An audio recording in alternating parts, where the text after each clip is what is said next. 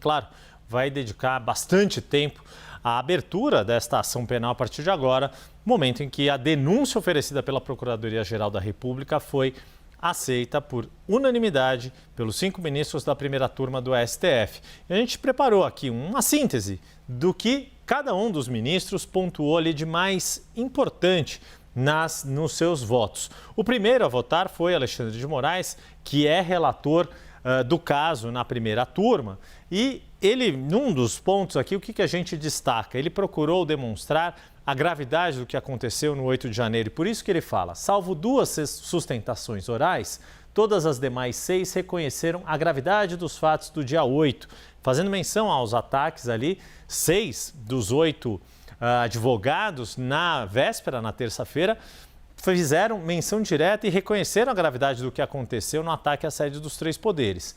E aí continua Alexandre de Moraes. Não foi um passeio no parque, não foi um domingo no parque. Ninguém, absolutamente ninguém que estava lá, estava passeando.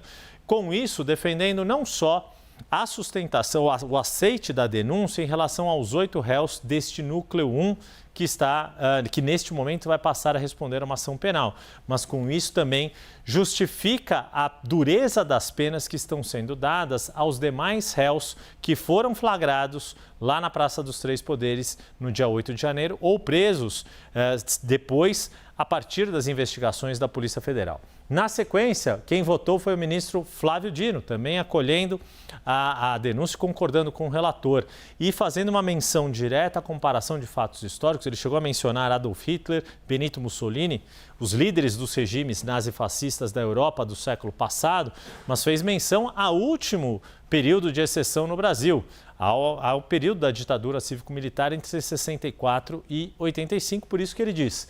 Dizem que em 1º de abril daquele ano, de 1964, não morreu ninguém, mas golpe de Estado mata, não importa se é no dia ou anos depois. Vimos isso agora nas telas do cinema, claro, mais uma vez fazendo referência ao filme brasileiro ganhador do Oscar de melhor filme internacional, Ainda Estou Aqui, que retrata o desaparecimento do ex-deputado Rubens Paiva.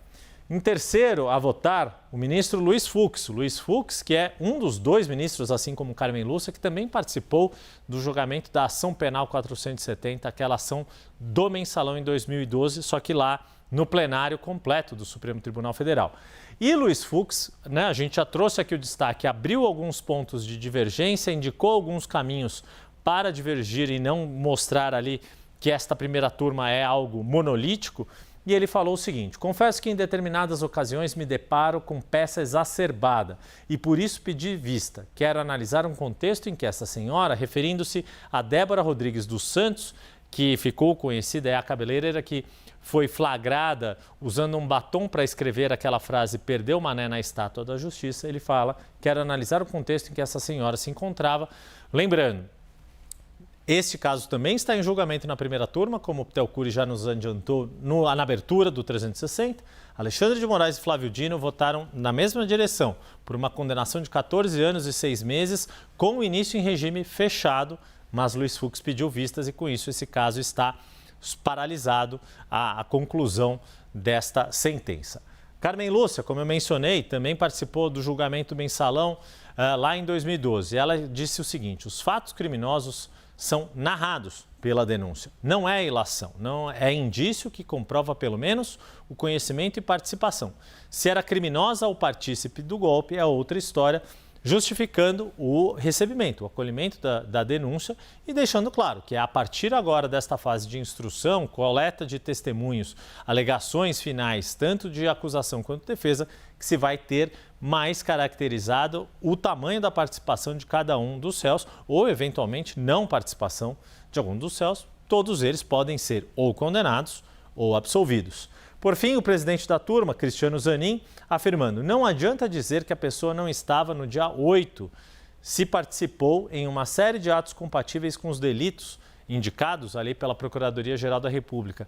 Acaba sendo uma resposta indireta a uma das principais alegações, tanto da defesa quanto do próprio ex-presidente Jair Bolsonaro, ao apontar que não estava no Brasil no dia 8 de janeiro.